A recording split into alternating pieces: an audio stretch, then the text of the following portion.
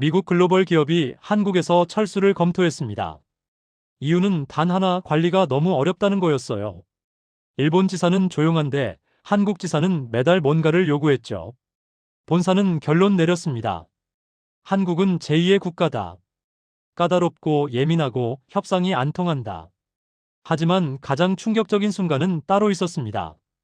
38세 미국 여성 관리자가 한국에 파견됐는데 그녀가 2개월 후 본사에 보낸 최종 보고서 첫 줄이 이거였어요. 한국은 제2의 국가가 아니다. 그리고 마지막 문장. 문제는 우리가 그 기준을 지킬 수 있느냐였다. 여기서 잠깐 구독 버튼 꾹 눌러주시고요. 좋아요는 이 영상이 더 많은 분들께 전달되는데 정말 큰 힘이 됩니다. 그리고 한국의 이 기준이 자랑스럽다고 생각하신다면 댓글에 자랑스럽다라고 남겨주세요.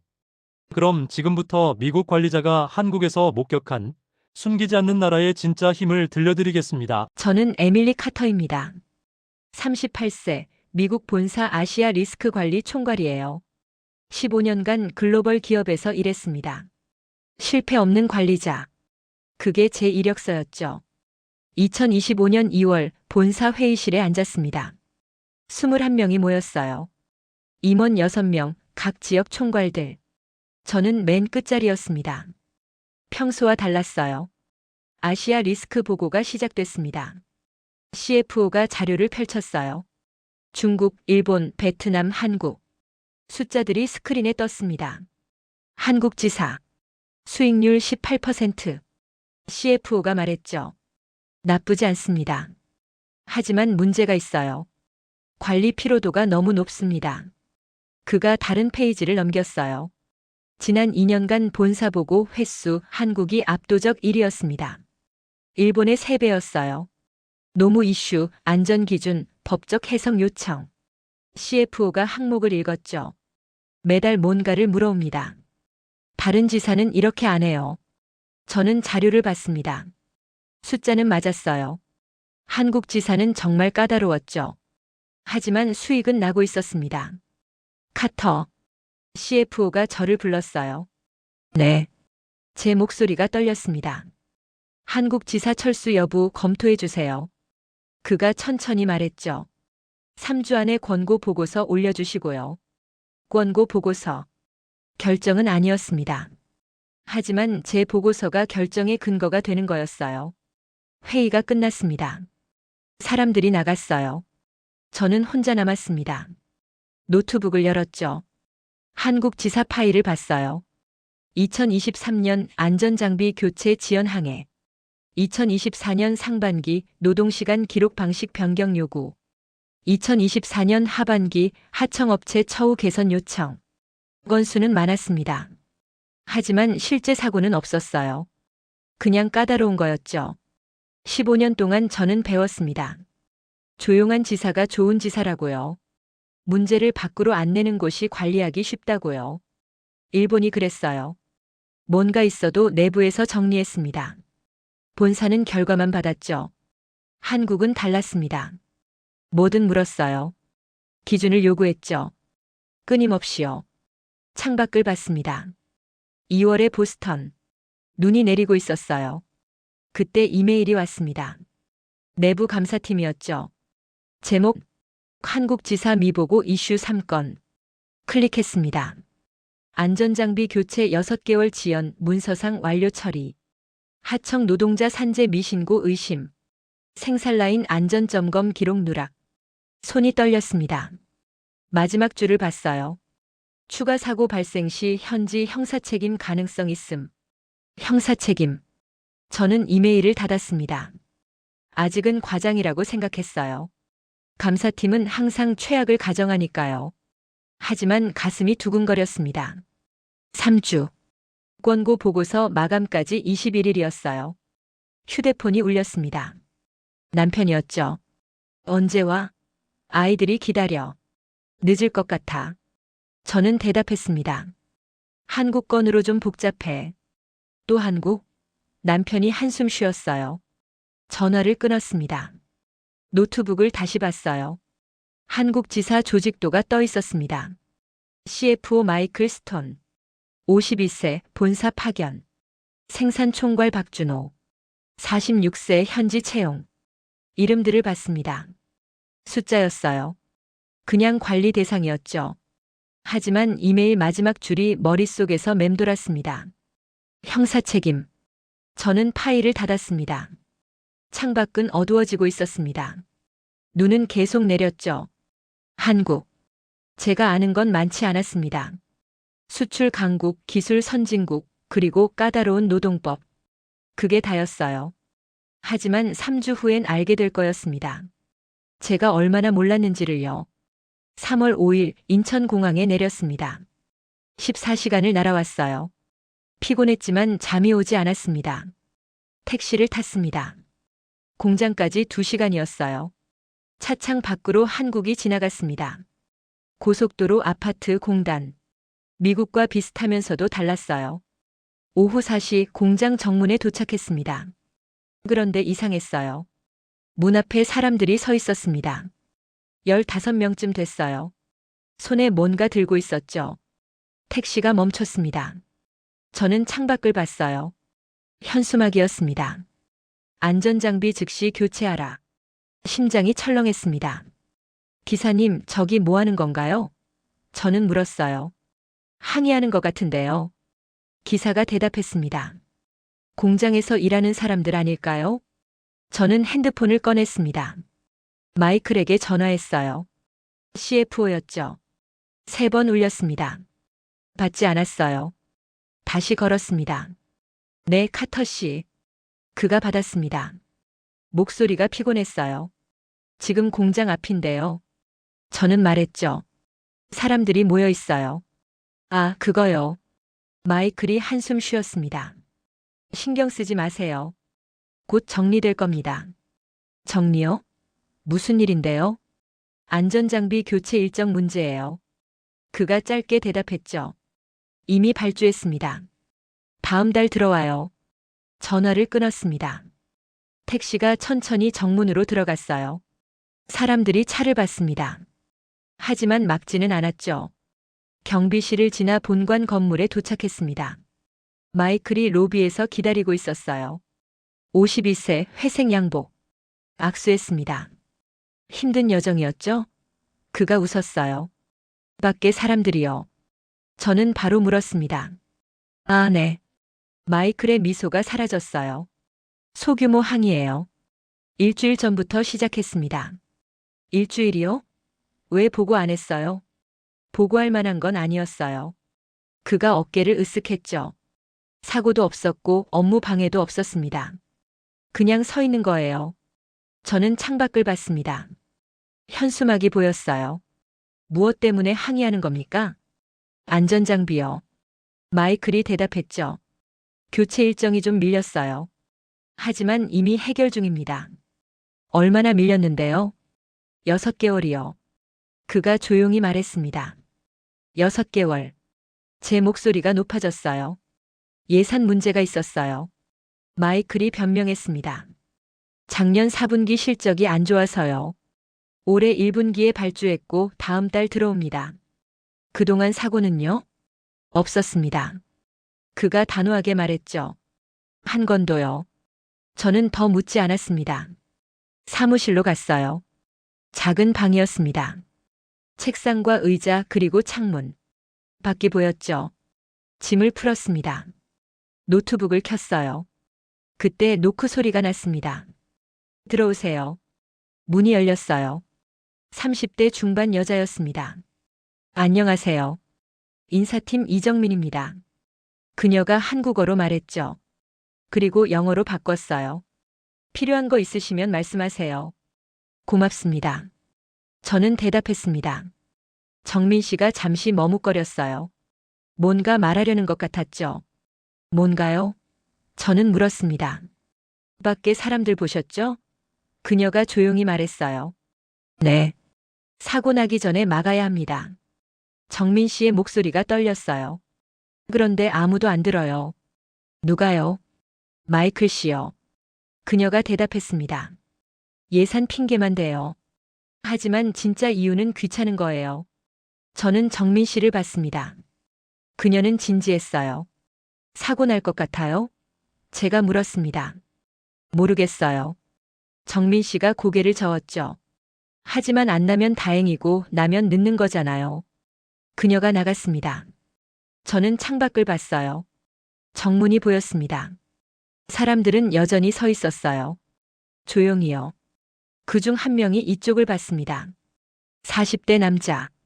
작업복을 입고 있었죠. 눈이 마주쳤습니다. 그는 아무 말도 하지 않았어요. 표정도 없었습니다. 하지만 뭔가 느껴졌습니다. 이미 늦었다는 걸요. 저는 커튼을 내렸습니다. 노트북을 열었어요. 이메일을 확인했죠. 본사에서 메시지가 와 있었습니다. 현장 파악 후 1차 보고 부탁드립니다. 손가락이 키보드 위에 멈췄어요. 뭐라고 써야 할까? 문제 없음이라고 써야 할까요? 아니면 위험 징후 있음이라고 써야 할까요? 사고는 없었습니다. 마이클 말이 맞았어요. 하지만 정민 씨 말도 맞았습니다. 사고가 안 났다고 안전한 건 아니니까요. 저는 이메일을 닫았습니다. 내일 다시 보기로 했어요. 창밖은 어두워지고 있었습니다. 정문의 사람들은 아직도 서 있었어요. 조용히. 3월 7일 오전 10시 화상회의가 시작됐습니다. 본사 임원 5명이 화면에 떴어요. CFO, 법무 담당, 인사 담당, 그리고 CEO. 제 옆엔 마이클이 앉아 있었죠. 카터 씨, 현장 파악 어떻습니까? CEO가 물었습니다. 저는 자료를 펼쳤어요. 이틀 동안 정리한 내용이었죠. 안전장비 교체 6개월 지연 확인했습니다. 저는 말했어요. 현재 직원 일부가 항해 중입니다. 하지만 사고는 없었습니다. 사고가 없으면 문제 없는 거 아닙니까? 법무 담당이 물었죠. 법적으로는 그렇습니다. 저는 대답했어요. 하지만 현장 분위기가 좋지 않습니다. 분위기요? CFO가 웃었습니다. 우리는 분위기를 관리하는 회사가 아니에요. 그때 마이클이 끼어들었습니다. 일본 지사 사례를 보시죠. 그가 자료를 공유했어요. 작년에 비슷한 일이 있었습니다. 화면에 일본 보고서가 떴어요. 안전장비 교체 8개월 지연. 하지만 항해 없음. 내부 조정으로 해결. 사고 제로. 마이클이 설명했습니다. 일본은 이런 문제를 밖으로 안 내요. 노사가 알아서 조정합니다. 본사는 개입 안 해도 돼요. 한국은요? CEO가 물었습니다. 한국은 다릅니다. 마이클이 한숨 쉬었어요. 뭐든 공식화하려 해요. 기준을 요구하고 문서를 만들고 보고를 올립니다. 조용히 넘어가는 법이 없어요. 회의실이 조용해졌습니다. 그게 문제입니까? 제가 물었어요. 효율성 문제죠. CFO가 대답했습니다. 같은 일을 처리하는데 일본은 한 달, 한국은 3달 걸려요. 본사 리소스도 3배 들고요. 저는 화면을 봤습니다. 임원들의 얼굴이 보였어요. 피곤해 보였죠. 한국 지사 유지할 가치가 있습니까? CEO가 직접 물었습니다. 침묵이 흘렀어요. 수익은 나고 있습니다. 저는 조심스럽게 말했죠. 18%는 나쁘지 않아요. 하지만 리스크는요? CEO가 다시 물었습니다. 형사 책임 가능성 감사팀이 보고했던데요. 아직 사고는 없습니다. 마이클이 빠르게 대답했어요. 사고가 나면요? 마이클이 입을 다물었습니다. 카터 씨. CEO가 저를 똑바로 봤어요. 솔직하게 답하세요. 한국 지사 계속 가져갈 만합니까? 저는 숨을 들이쉬었습니다. 판단하려면 시간이 더 필요합니다. 제가 대답했죠. 아직 이틀밖에 안 됐어요. 2주 드리겠습니다. CEO가 말했습니다. 3월 21일까지 중간 보고 올려주세요. 회의가 끝났습니다. 화면이 꺼졌어요. 저는 마이크를 봤습니다. 일본이 그렇게 좋습니까? 제가 물었어요. 좋은 게 아니에요. 마이클이 대답했죠. 쉬운 거예요. 문제가 생겨도 조용히 정리돼요. 본사는 신경 안 써도 되고요. 한국은요? 한국은요. 마이클이 창밖을 봤습니다. 모든 원칙대로 하려고 해요. 법은 이렇고 기준은 저렇고 유연성이 없어요. 그게 나쁜 겁니까? 회사 입장에선 그렇죠. 마이클이 솔직하게 말했습니다. 저는 사무실로 돌아왔습니다. 노트북을 열었어요. 한국노동법 자료를 찾아봤죠. 복잡했습니다. 안전기준, 신고의무, 사업주 책임. 조항이 수십 개였어요. 그때 노크 소리가 났습니다. 들어오세요. 문이 열렸어요. 40대 중반 남자였습니다. 작업복을 입고 있었죠. 정문에서 봤던 사람이었습니다. 박준호입니다. 그가 말했어요. 생산라인 책임자예요. 저는 일어났습니다. 악수했죠. 앉으세요. 제가 말했습니다. 준호 씨가 앉았어요. 표정이 굳어 있었습니다. 할 말이 있어서 왔습니다. 그가 영어로 말했죠. 천천히 조심스럽게요. 들어볼게요. 6개월 전 안전장비 교체 요청했습니다. 준호 씨가 말했어요. 마이클 씨가 예산 문제라고 했어요. 기다리라고 했죠. 기다렸습니다. 3개월, 6개월. 아무 일도 안 일어났어요. 그래서 정문에 섰습니다. 조용히요. 업무 방해 안 하고요. 그런데 여전히 아무 일도 안 일어납니다. 저는 준호 씨를 봤습니다. 그의 눈에 피로가 보였어요. 사고 날까봐 걱정되십니까? 제가 물었습니다. 이미 한 번 봤습니다. 준호 씨가 조용히 말했어요. 뭘요? 사람이 죽는 거요. 그가 대답했죠. 10년 전 다른 공장에서요.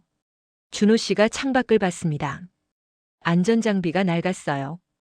회사는 괜찮다고 했죠. 그런데 어느 날 고장 났어요. 제 동료가 죽었습니다. 그때 회사가 뭐라고 했는지 아십니까? 저는 고개를 저었습니다. 예측 불가능한 사고였다고요. 준호 씨의 목소리가 떨렸어요. 아무도 처벌 안 받았어요. 저는 그때 배웠습니다. 사고 나기 전엔 아무도 안 듣는다는 걸요. 준호 씨가 일어났습니다. 여기선 안 그러고 싶습니다. 그가 마지막으로 말했어요. 문이 닫혔습니다. 저는 혼자 남았어요. 창밖을 봤습니다. 정문에 사람들이 보였어요. 여전히 조용히 서 있었습니다. 저는 노트북을 열었어요. 이메일을 쓰기 시작했죠. 받는 사람 본사법무팀. 제목 한국 현장 법률 자문 요청. 손가락이 떨렸습니다. 3월 12일 오전 11시 전화벨이 울렸습니다. 공장이었어요. 목소리가 급했죠. 카터 씨 사고 났습니다. 심장이 멈추는 줄 알았습니다. 어디요? 저는 소리쳤어요. 3동 생산라인이요. 지금 오십시오. 전화를 끊었습니다. 뛰었어요. 복도를 달렸습니다. 계단을 내려갔죠. 숨이 찼어요. 공장 건물이 보였습니다. 사람들이 모여 있었어요. 비켜주세요. 저는 사람들을 헤치고 들어갔습니다. 3동 아니었어요. 기계가 멈춰 있었습니다. 바닥에 사람이 누워 있었어요. 119가 옵니다. 누군가 말했죠. 준호 씨가 옆에 있었습니다. 얼굴이 하얗게 질려 있었어요. 무슨 일입니까? 저는 물었습니다. 안전 덮개가 떨어졌어요. 준호 씨가 떨리는 목소리로 말했죠. 작업자 팔에 맞았습니다. 심각합니까? 골절 같습니다. 준호 씨가 대답했어요. 다행히 머리는 안 맞았어요. 저는 기계를 봤습니다. 안전 덮개가 바닥에 떨어져 있었어요. 이게 떨어진 겁니까? 네. 준호 씨가 고개를 끄덕였죠. 고정 볼트가 빠졌어요. 왜요? 노후됐습니다. 그가 조용히 말했어요. 교체 요청했던 장비예요. 제 머릿속이 하얘졌습니다. 6개월 전 요청한 거요? 네. 구급차가 도착했습니다. 응급요원들이 들어왔어요. 부상자를 옮겼죠. 저는 현장에 남았습니다. 마이클이 들어왔어요. 숨을 헐떡이고 있었습니다. 얼마나 심각합니까? 그가 물었죠. 골절입니다. 제가 대답했어요. 생명엔 지장 없어요. 다행이군요. 마이클이 안도했습니다. 다행? 저는 그를 봤어요. 사망사고가 아니잖아요. 마이클이 말했죠. 산재 처리하면 됩니다. 저는 안전 덮개를 가리켰습니다. 이거 교체 요청 받았죠? 마이클의 얼굴이 굳었어요. 받았습니다. 그가 인정했죠. 하지만 우선순위가 낮았어요. 다른 게 더 급했고요. 우선순위요? 제 목소리가 높아졌습니다. 지금 사람 다쳤어요. 하지만 죽진 않았습니다. 마이클이 차갑게 말했어요. 카터 씨, 현실을 보세요.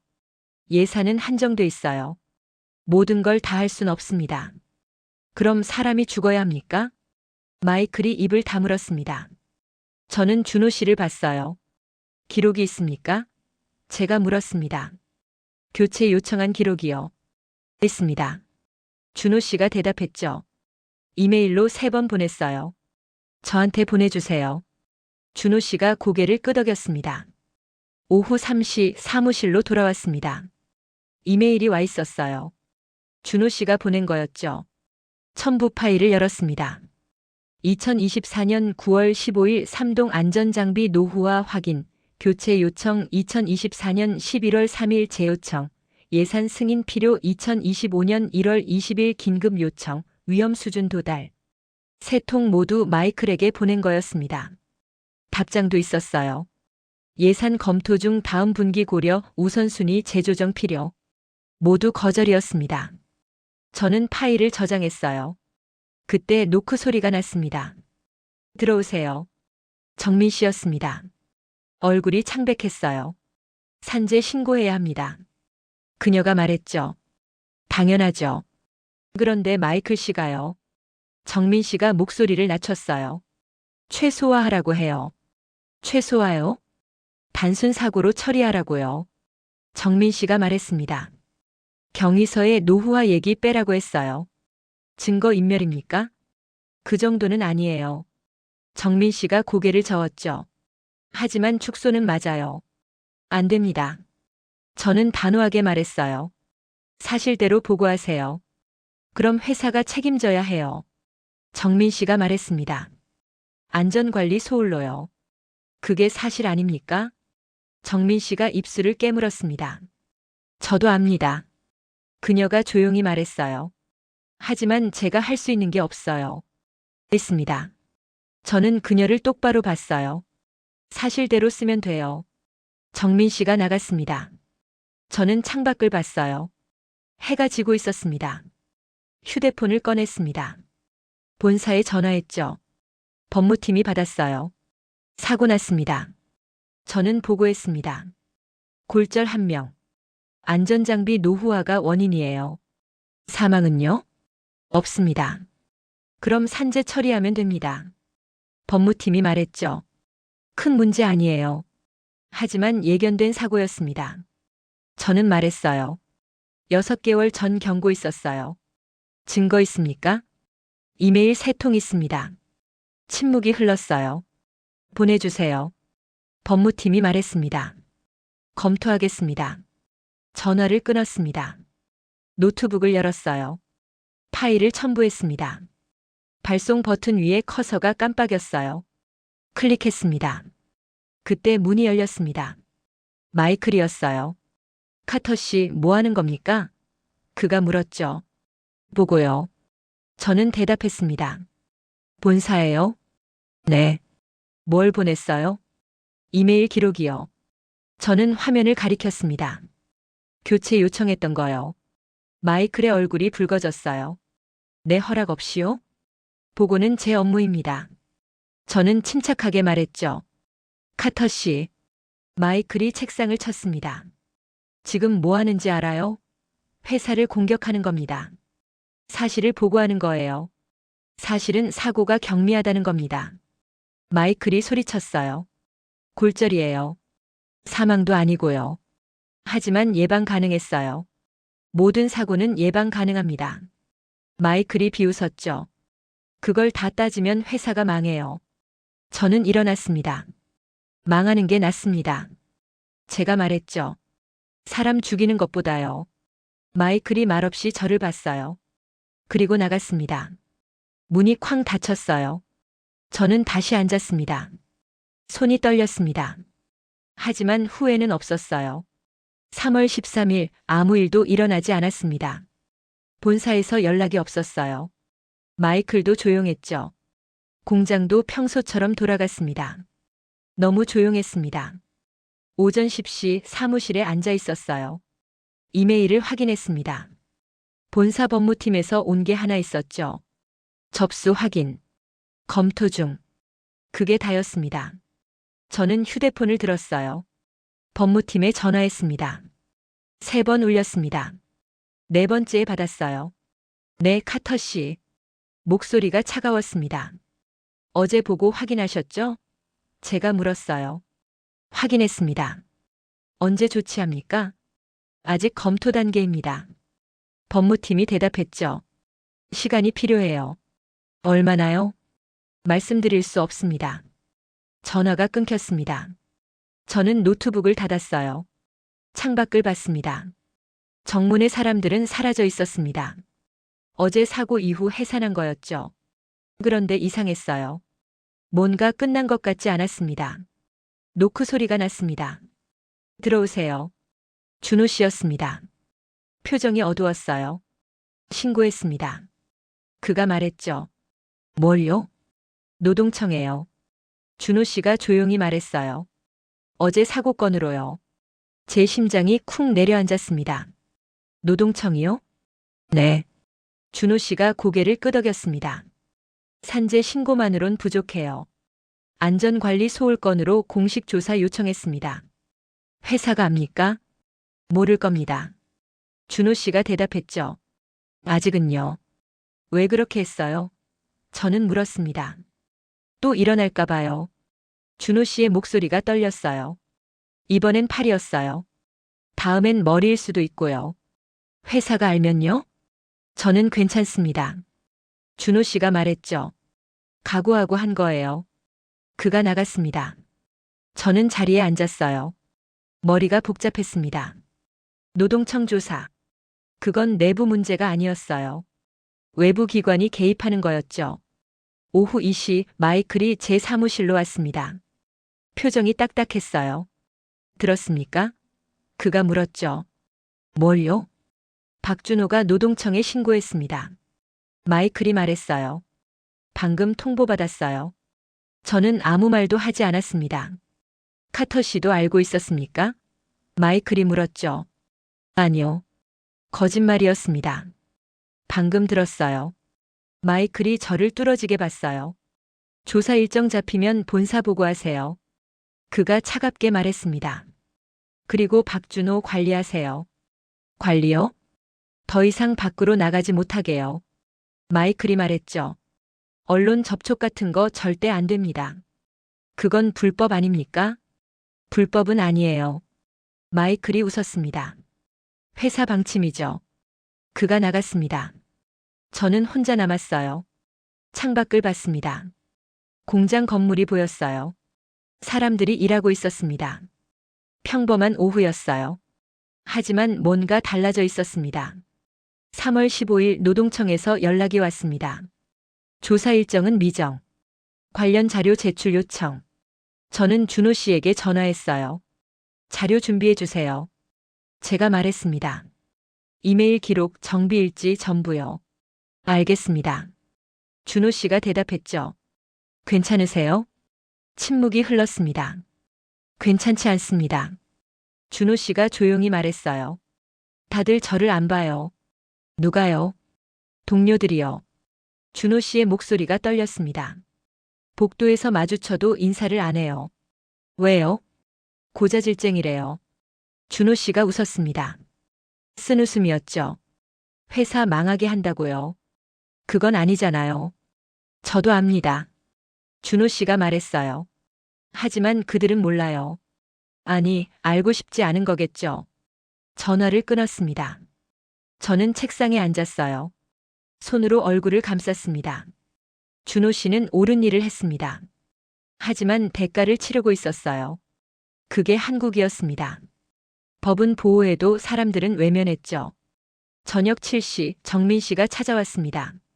카터 씨, 잠깐 얘기할 수 있을까요? 그녀가 물었어요. 앉으세요. 정민 씨가 앉았습니다. 얼굴이 피곤해 보였어요. 본사에서 연락 왔어요. 그녀가 말했죠. 준호 씨 관리하라고요. 저도 들었어요. 어떻게 해야 할까요? 정민 씨가 물었습니다. 모르겠어요. 저는 솔직하게 대답했죠. 정민 씨가 한숨을 쉬었습니다. 저는 인사팀이에요. 그녀가 말했어요. 회사를 지켜야 하죠. 하지만 준호 씨도 우리 직원이에요. 둘 다 지킬 순 없습니까? 없어요. 정민 씨가 고개를 저었습니다. 지금은 전쟁이에요. 편을 선택해야 하죠. 전쟁이요? 노동청 대 회사. 정민 씨가 말했죠. 준호 씨는 노동청 편을 들었어요. 그럼 회사는 준호 씨를 적으로 봐요. 그게 맞습니까? 맞고 틀리고가 없어요. 정민 씨가 쓰게 웃었습니다. 그냥 현실이에요. 정민 씨가 나갔습니다. 저는 창밖을 봤어요. 어둠이 내려와 있었습니다. 휴대폰을 꺼냈습니다. 남편에게 전화했죠. 여보. 제 목소리가 떨렸어요. 무슨 일 있어? 남편이 물었습니다. 힘들어. 저는 솔직하게 말했어요. 괜찮아. 남편이 말했죠. 곧 끝날 거야. 하지만 끝나지 않았습니다. 3월 18일까지 노동청에서 아무 연락이 없었어요. 조사 일정도 안 잡혔습니다. 자료 요청도 없었죠. 그냥 조용했어요. 준호 씨는 매일 출근했습니다. 하지만 아무도 그에게 말을 걸지 않았어요. 마이클은 저를 피했습니다. 회의도 최소화했죠. 본사도 연락이 없었어요. 모두가 기다리고 있었습니다. 하지만 뭘 기다리는지는 아무도 몰랐습니다. 저는 사무실에 앉아 있었어요. 창밖을 봤습니다. 공장은 돌아가고 있었어요. 평범하게요. 하지만 저는 알았습니다. 이 정적이 가장 위험하다는 걸요. 3월 20일 오전 9시 본사에서 긴급 호출이 왔습니다. 화상회의. 30분 후였어요. 저는 마이클과 함께 회의실에 들어갔습니다. 노트북을 켰죠. 화면에 CEO가 떴습니다. 그 옆에 법무 담당, CFO, 인사 담당이 있었어요. 카터 씨. CEO가 말했습니다. 중간 보고 시간입니다. 네. 저는 자료를 펼쳤어요. 한국지사 현황. 3월 12일 산재 사고 1건. 노동청 조사 요청 접수. 현재 일정 미정. CEO가 고개를 끄덕였습니다. 형사 리스크는요? 법무 담당이 물었죠. 아직 불명확합니다. 저는 대답했어요. 노동청 조사 결과 따라 달라질 겁니다. 최악의 경우는요? 안전관리 소홀로 기소 가능성 있습니다. 제가 말했죠. 사업주 처벌이요. 회의실이 조용해졌습니다. 사업주가 누굽니까? CEO가 물었어요.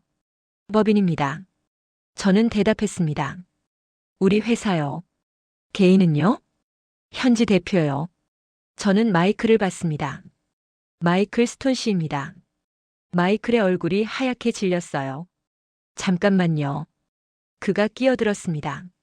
제가 왜요? 저는 예산 없다고만 했어요. 예산 결정이 누구 권한입니까? 법무 담당이 물었죠. 제 권한이긴 하지만 마이클이 말끝을 흐렸어요. 그럼 책임도 당신 겁니다. 법무 담당이 차갑게 말했습니다. 마이클이 입을 다물었어요. 선택지를 제시하세요. CEO가 저를 봤습니다. 저는 숨을 들이쉬었어요. 준비한 자료를 열었습니다. 3가지입니다. 제가 말했죠. 첫째, 사고 축소 보고. 단순 산재로 처리. 노동청 조사 최소화 시도. 리스크는 증거 인멸 의심받을 가능성. 둘째, 리스크 전면 공개. 모든 기록 제출.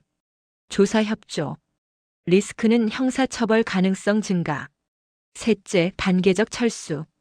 지사 매각 또는 폐쇄. 리스크 원천 차단. 리스크는 손실과 평판 타격. 침묵이 흘렀습니다. 당신 의견은요? CEO가 물었어요. 저는 마이클을 봤습니다. 그리고 화면 속 임원들을 봤죠. 둘째입니다. 저는 말했습니다. 전면 공개요. 왜요? CFO가 물었습니다. 숨기면 더 커집니다. 저는 대답했어요. 한국은 그런 나라예요. 마이클이 웃었습니다. 비웃음이었죠. 카터 씨는 3주 있었어요.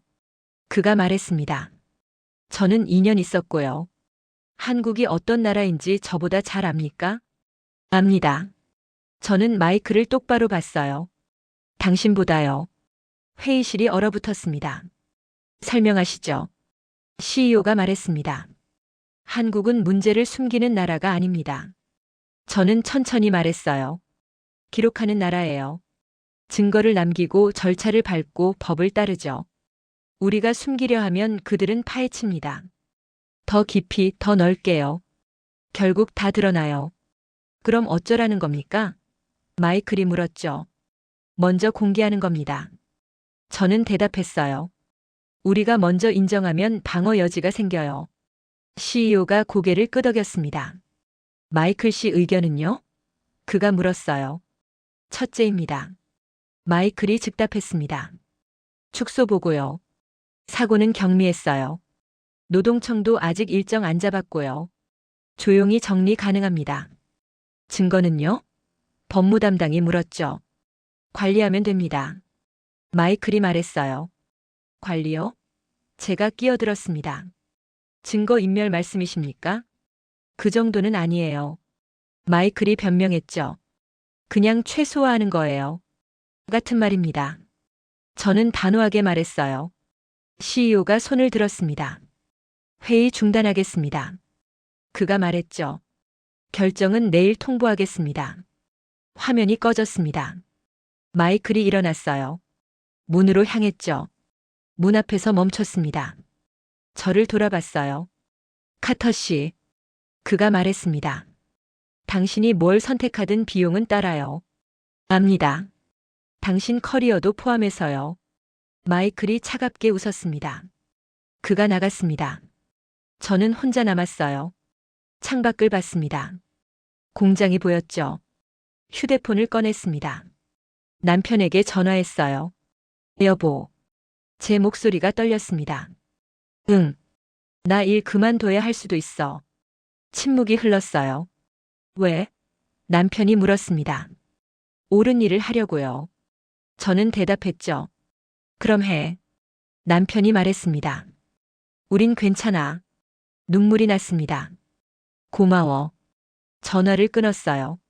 노트북을 열었습니다. 이메일을 쓰기 시작했죠. 받는 사람 CEO 제목 최종 권고안. 손가락이 떨렸습니다. 한국지사 유지를 권고합니다. 단 전면 공개 방식으로요. 모든 증거 제출, 조사 협조, 책임 인정. 그리고 구조 개선. 타이핑을 멈췄습니다. 마지막 줄을 추가했어요. 이 방법이 아니면 저는 보고서에 서명할 수 없습니다. 발송 버튼 위에 커서가 깜빡였습니다. 클릭했어요. 3월 21일 아침 답장이 왔습니다. CEO였어요. 회의 소집. 오늘 오후 2시. 최종 결정 예정. 저는 노트북을 닫았습니다. 오늘 끝나는 거였어요. 어떤 방식으로든요.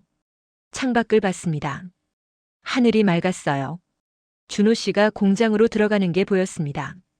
그는 여전히 출근하고 있었어요. 혼자서요. 저는 일어났습니다. 회의실로 향했죠. 3월 21일 오후 2시 화면에 5명이 떴습니다. CEO, CFO, 법무 담당, 인사 담당, 그리고 외부 변호사였어요.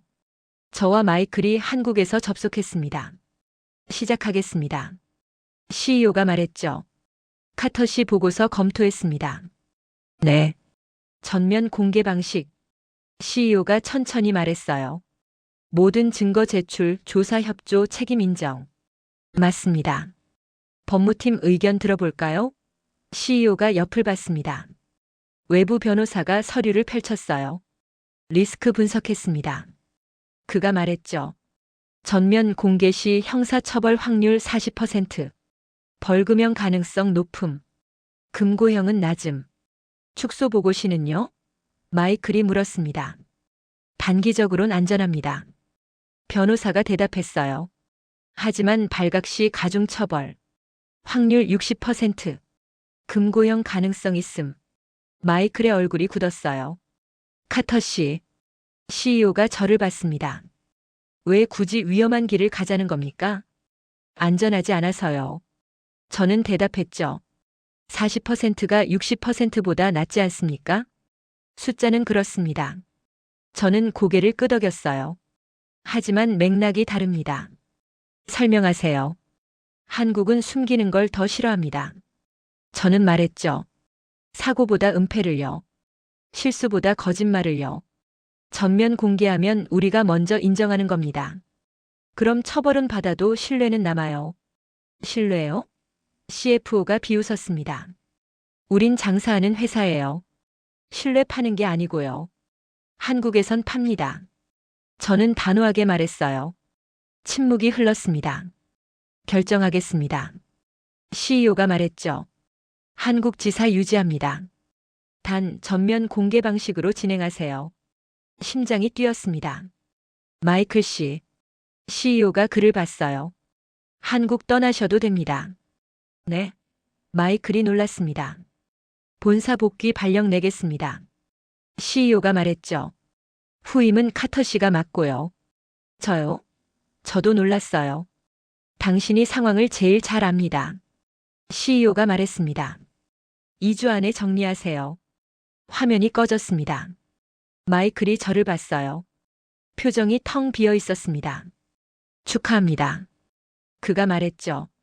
원하던 거 얻으셨네요. 저는 원한 게 아닙니다. 그래요. 마이클이 일어났습니다. 그냥 옳은 일을 했을 뿐이죠. 그가 나갔어요. 문이 닫혔습니다. 저는 혼자 남았어요. 3월 23일 노동청에서 연락이 왔습니다. 조사관 방문 예정. 3월 28일 오전 10시. 저는 준호 씨에게 전화했어요. 자료 준비 다 됐습니까? 네. 준호 씨가 대답했습니다. 이메일 정비일지 사고 보고서. 전부 있어요. 저도 제출하겠습니다. 제가 말했죠. 회사 측 기록 전부요. 준호 씨가 침묵했습니다. 괜찮으세요? 제가 물었어요. 모르겠습니다. 준호 씨의 목소리가 떨렸어요. 이게 맞는 건지요? 맞습니다. 하지만 아무도 말 안 해요. 준호 씨가 말했죠. 복도에서 마주쳐도 다들 피해요. 법은 당신을 보호합니다. 저는 말했어요. 법이요. 준호 씨가 쓰게 웃었습니다. 법은 저를 보호하지만 사람들은 그렇지 않더군요. 전화를 끊었습니다. 3월 28일 조사관 2명이 왔습니다. 회의실에 앉았어요. 저와 준호 씨, 정민 씨가 배석했죠. 자료 제출하세요. 조사관이 말했습니다. 준호 씨가 파일을 건넸어요. 저도 건넸습니다. 조사관이 펼쳤습니다. 천천히 읽었어요. 30분이 흘렀습니다. 교체 요청 3번. 조사관이 말했죠. 모두 거절됐네요. 예산 문제였습니다. 정민 씨가 설명했어요.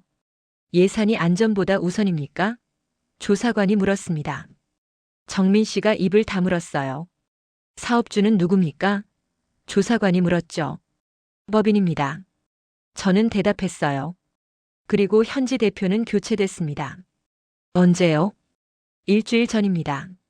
제가 말했죠. 저로요. 조사관이 저를 봤습니다. 인지하고 있었습니까? 그가 물었어요.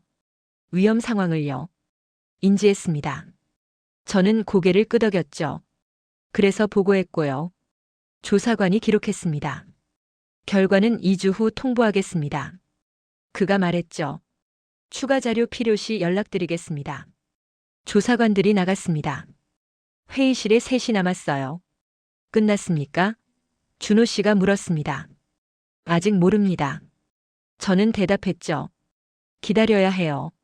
준호 씨가 창밖을 봤어요. 10년 전 생각납니다. 그가 말했죠. 제 동료가 죽었을 때요. 그때도 조사 있었어요. 회사는 자료 냈고 조사관도 왔죠. 결과는 불기소였습니다. 예측 불가능한 사고라고요. 이번은요? 준호 씨가 저를 봤어요. 모릅니다. 저는 솔직하게 말했죠. 하지만 다릅니다. 뭐가요? 우리가 숨기지 않았어요. 저는 말했습니다. 준호 씨가 고개를 끄덕였습니다. 4월 10일 결과가 나왔습니다. 과태료 부과, 안전관리 소홀, 금액 500만 원, 형사처벌 없음, 단 개선 명령 이행 필수, 저는 준호 씨에게 전화했어요. 들었습니까? 네. 준호 씨가 대답했습니다. 형사처벌은 없어요. 다행입니다. 준호 씨의 목소리가 떨렸어요. 당신 덕분입니다. 제가 말했죠. 아닙니다. 준호 씨가 말했어요. 우리 덕분이에요. 전화를 끊었습니다. 창밖을 봤어요. 4월의 한국. 봄이 오고 있었습니다. 공장은 돌아가고 있었어요. 안전장비는 교체됐죠. 준호 씨는 여전히 출근했습니다. 여전히 혼자였지만요. 하지만 기준은 남았습니다. 숨기지 않는 것, 기록하는 것, 책임지는 것. 그게 한국이었어요. 저는 노트북을 열었습니다. 본사의 최종 보고서를 쓰기 시작했죠. 손가락이 키보드 위에서 움직였어요. 한국은 어려운 나라입니다. 하지만 불가능한 나라는 아닙니다. 4월 15일 본사에서 최종 회의가 있었습니다. 화면에 CEO가 떴어요. 그 옆에 임원 4명이 앉아 있었죠. 카터 씨, 최종 보고 들어볼까요? CEO가 말했습니다. 저는 자료를 열었어요. 한국지사 현황. 과태료 500만 원 납부 완료. 안전장비 전면 교체. 개선 명령 이행 중. 형사처벌은 없었습니다. 법적 리스크 해소됐고요. CEO가 고개를 끄덕였습니다. 유지 비용은요? CFO가 물었죠. 구조 개선에 3억 원 투입 예정입니다. 저는 대답했어요. 안전관리 시스템 재정비, 인력 충원 포함입니다. 3억이요? CFO가 인상을 찌푸렸습니다. 철수하는 게 더 싸지 않습니까? 단기적으론 그렇습니다. 저는 인정했어요. 하지만 장기적으론 아닙니다. 설명하세요. 한국은 기준을 요구하는 시장입니다. 저는 말했죠. 지금 3억 쓰면 앞으로 30억 아낄 수 있어요. 어떻게요? 사고 예방이요. 저는 화면을 공유했습니다. 한국 산재 사고 평균 배상금이 떴어요. 사망사고 건당 평균 10억 원입니다. 거기에 형사처벌, 영업정지, 평판 손실까지 더하면요. 숫자들이 스크린에 떴습니다. 지금 투자하면 나중에 안 쓰는 겁니다. 저는 말했어요. CEO가 계산기를 두드렸습니다. 승인하겠습니다. 그가 말했죠. 3억 집행하세요. 감사합니다. 그런데 카터 씨, CEO가 저를 봤어요. 한 가지 물어볼 게 있습니다. 네. 한국이 정말 그렇게 다릅니까? 그가 물었죠. 다른 나라랑요. 저는 잠시 생각했습니다. 다릅니다. 제가 대답했어요. 하지만 이상하게 다른 게 아니에요. 무슨 뜻입니까? 한국은 기준이 명확한 나라입니다. 저는 천천히 말했죠. 법은 법이고 잘못은 잘못이에요. 협상이나 조정의 여지가 적어요. 일본이나 다른 아시아 국가들은 관계를 먼저 봅니다. 문제가 생겨도 대화로 푸는 걸 선호하죠. 한국은 절차를 먼저 봅니다. 문제가 생기면 기록하고 보고하고 책임을 묻어요. 그게 까다로운 이유입니까? 그렇습니다. 저는 인정했어요. 하지만 그게 장점이기도 해요. 장점이요? 예측 가능하다는 겁니다. 저는 말했죠. 기준만 지키면 문제가 없어요. 애매한 게 없으니까요. CEO가 웃었습니다. 재밌는 분석이네요. 그가 말했죠. 마이클은 2년 있으면서도 이해 못했는데요. 마이클은 바꾸려 했어요. 저는 대답했습니다. 저는 맞추려 했고요. 현명했습니다. CEO가 고개를 끄덕였어요. 회의가 끝났습니다. 화면이 꺼졌어요. 저는 의자에 기댔습니다. 끝났어요. 정말로요. 창밖을 봤습니다. 공장이 보였죠. 새 안전장비가 설치되고 있었어요. 작업자들이 움직이고 있었습니다. 준호 씨도 보였습니다. 라인을 점검하고 있었어요. 여전히 혼자였습니다. 동료들은 여전히 거리를 뒀죠. 하지만 그는 계속 출근했어요. 계속 일했고요. 노크 소리가 났습니다. 들어오세요. 정민 씨였습니다. 손에 서류를 들고 있었어요. 채용 공고 올렸어요. 그녀가 말했죠.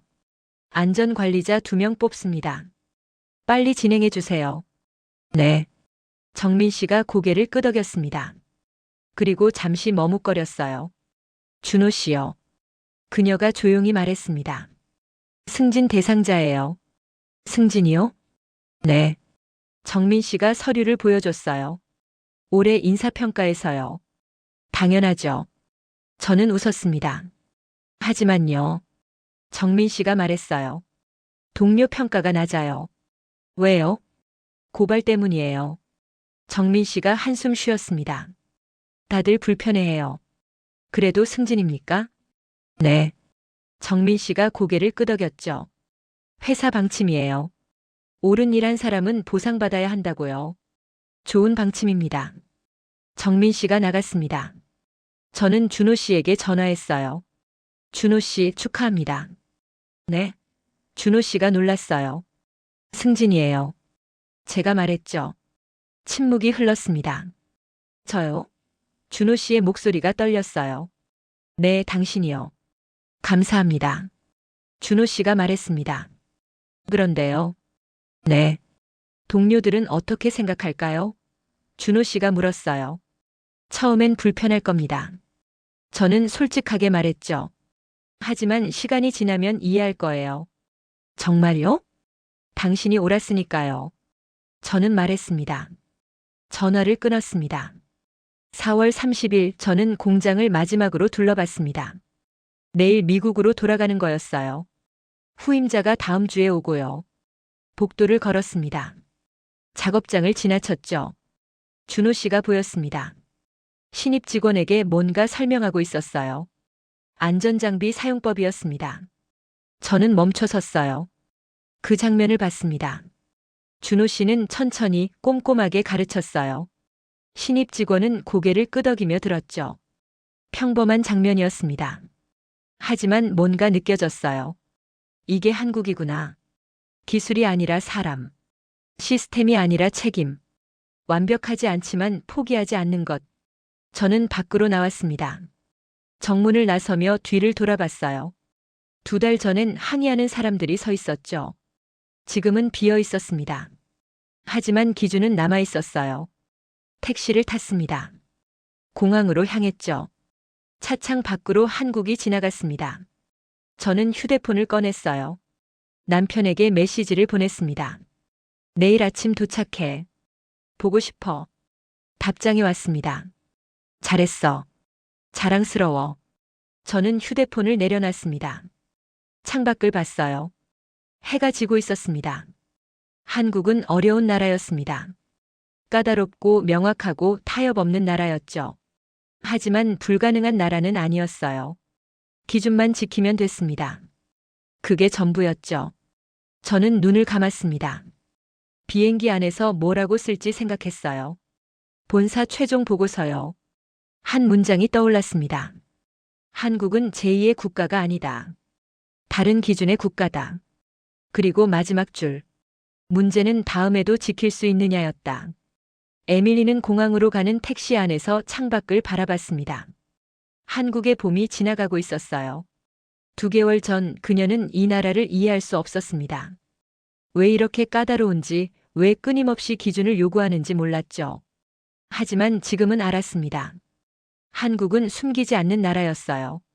문제가 생기면 기록하고 절차를 밟고 책임을 물었습니다. 타협이나 조정의 여지가 없었죠. 그게 까다로운 이유였습니다. 하지만 그게 강한 이유이기도 했어요. 사고가 났을 때 한국은 덮지 않았습니다. 오히려 더 투명하게 공개했죠. 노동청 조사를 피하지 않고 맞섰고 책임을 인정했습니다. 결과는요? 과태료 500만 원. 형사처벌은 없었어요. 하지만 더 중요한 게 남았습니다. 기준이었습니다. 박준호는 여전히 출근했어요. 동료들은 여전히 거리를 뒀지만 그는 포기하지 않았습니다. 매일 안전장비를 점검하고 신입 직원에게 가르쳤죠. 회사는 3억 원을 투자했습니다. 안전 시스템을 재정비했고 관리자를 충원했어요. 한국 지사는 철수하지 않았습니다. 오히려 더 강해졌죠. 에밀리가 본사에 보낸 마지막 문장은 이거였습니다. 한국은 제2의 국가가 아니다. 다른 기준의 국가다. 그리고 그 기준은 기술보다 강하다. 이 이야기가 우리에게 가르쳐 주는 건 명확합니다. 진짜 강한 나라는 문제를 숨기는 나라가 아니에요. 문제를 기록하고 책임지고 고쳐가는 나라입니다. 완벽하지 않아도 괜찮아요. 포기하지 않으면 되니까요. 한국은 그렇게 만들어진 나라였습니다. 여기서 잠깐 구독 버튼 꾹 눌러주시고요. 좋아요는 이 영상이 더 많은 분들께 전달되는데 정말 큰 힘이 됩니다. 그리고 한국의 이 기준이 자랑스럽다고 생각하신다면 댓글에 자랑스럽다라고 남겨주세요. 감사합니다. 다음에 더 좋은 영상으로 찾아올게요.